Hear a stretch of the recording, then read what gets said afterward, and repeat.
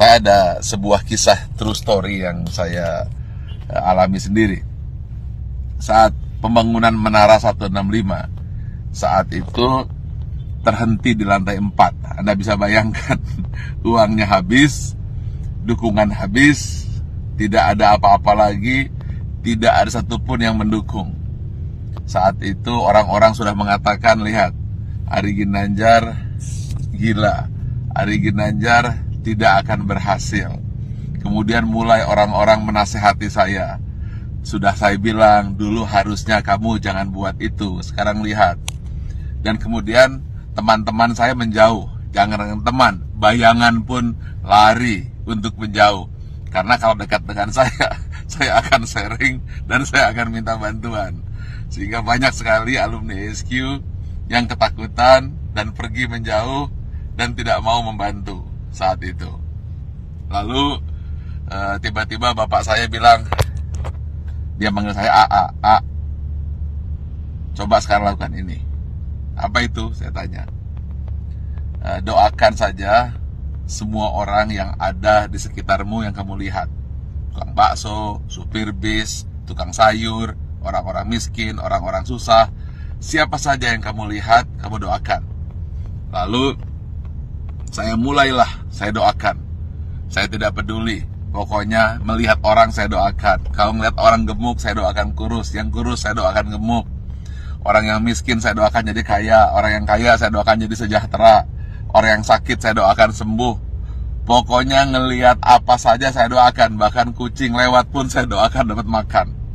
Lalu tiba-tiba di sebelah kanan jalan saya menuju Menara 165 ada sebuah gedung yang nasibnya sama dengan saya, hampir menjadi kuburan tua atau mungkin rongsokan batu dan besi.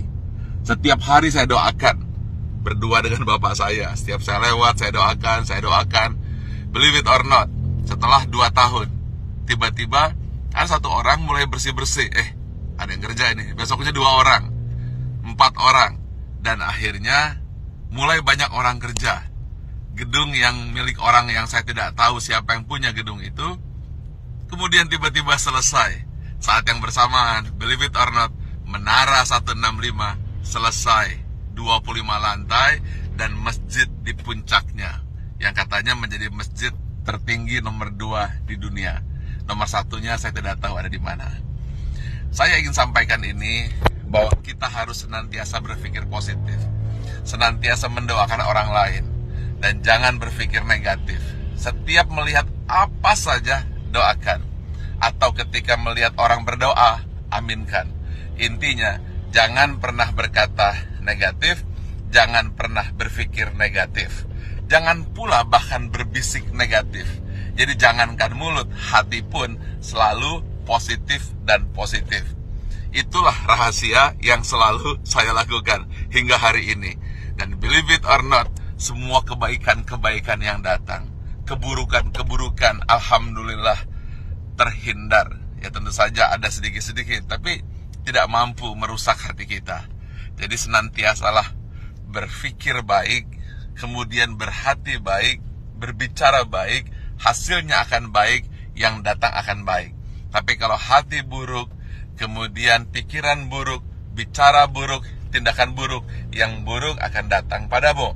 Tetapi kalau hatinya senantiasa baik, penuh rasa syukur, pikirannya pun baik, mulutnya berkata baik, kemudian tindakannya baik, hasilnya akan baik. Semua akan datang padamu. Ingat satu hal kunci, apabila kamu tahu kekuatan pikiran, maka kamu tidak akan pernah berani untuk berpikiran negatif. Kalau kamu tahu hebatnya pikiran kata, maka yang ada di pikiran, di hati dan tindakan hanyalah kebaikan-kebaikan. Karena semua yang datang adalah hasil pikiranmu. Kalau kita fokus kepada diri sendiri dan kemudian berpikir tentang kebaikan diri sendiri, maka dia akan memberikan kebaikan kepada orang lain. Dan itu semua dimulai dari hati, pikiran, tindakan, dan hasilnya datang kepada Anda. Tetapi kalau kita berpikir negatif, kemudian pikiran negatif, hati negatif, kata-kata negatif, yang buruk pun akan datang. Karena itu upayakanlah senantiasa berhati baik, berpikir baik, tindakan baik, maka semua yang baik akan datang padamu. Terima kasih. Assalamualaikum warahmatullahi wabarakatuh.